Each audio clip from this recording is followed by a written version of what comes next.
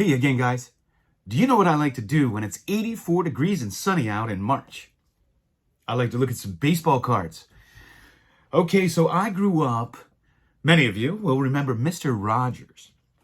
I grew up literally in Mr. Rogers' neighborhood. He was from Latrobe, Pennsylvania, and his mother's maiden name was McFeely. And that is where he got Mr. McFeely, and his foundation is called McFeely Foundation in Pittsburgh. And so I'm going to do the opposite. I'm going to do the opposite of what Mr. Rogers used to do. He used to come in, he'd put on his sweater, and he'd put on his sneakers. I'm going to do the opposite. I'm going to take off my sneakers because I'm in my card room. So I got to take those off. And I'm going to take off my sweater because I'm trying to get my Hanes sponsorship. Got to show the Hanes. All right, that's better. I'm the opposite of Mr. Rogers. All right, guys. I got a fantastic card of a goat. And I don't think anybody can argue that this guy is a goat.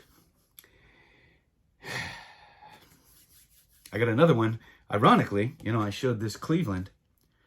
So I got another one for the Cleveland fans. Yes, sir. We're talking about Jim Brown. Got back from eBay authentication.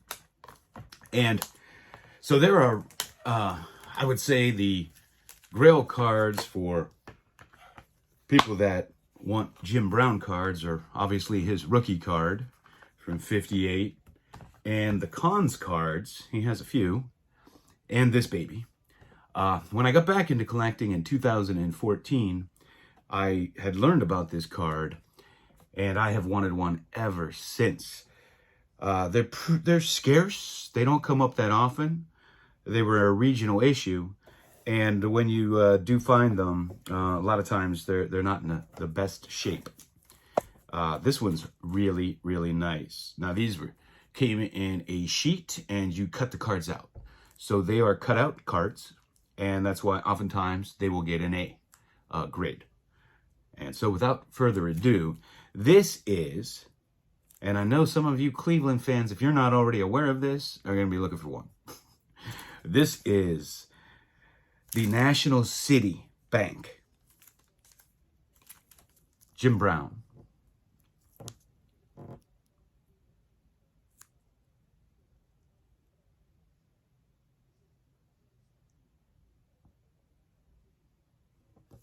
Now, in my last video, I dressed all in white to show that other card, my Fatima with Shoeless Joe.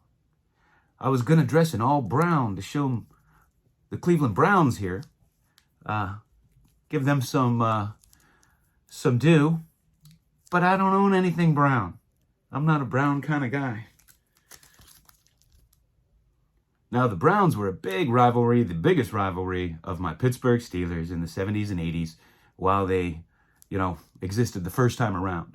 And it was really sad when they moved the team.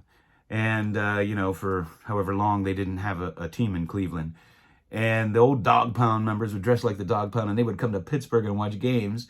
And I remember watching on the news, and they were being interviewed, and they were all sad because, we loved to hate each other. And now we miss that. It was a friendly kind of rivalry. So the Browns fans were driving up to Pittsburgh, and they would still dress in like they were in the Dog Pound and watch Steeler games. And they were all mad because now they had to root for the Steelers, they said. Just a beautiful card, Jim Brown. Just amazing. When you look at his numbers for the number of years he played, how many guys surpassed his rushing mark, and how many years did it take them to do it? Plus, they played in more games. I think the first, when did they move? I think, was it 61 when they moved to the 14-game season? So in his first few seasons, they only played 12 games. And he still had that rushing mark. And just a beast. I'm going to read this on the back here. says All-American from Syracuse, has led league in rushing every year since he joined the Browns in 1957, holds many records. 1961. But a great card. So that's what I have for you. Now it's 84 degrees out. It's sunny. And it's Friday. So, you know what that means. It's almost Jack and Coke time. Yes, it is. Hey guys, thanks for watching.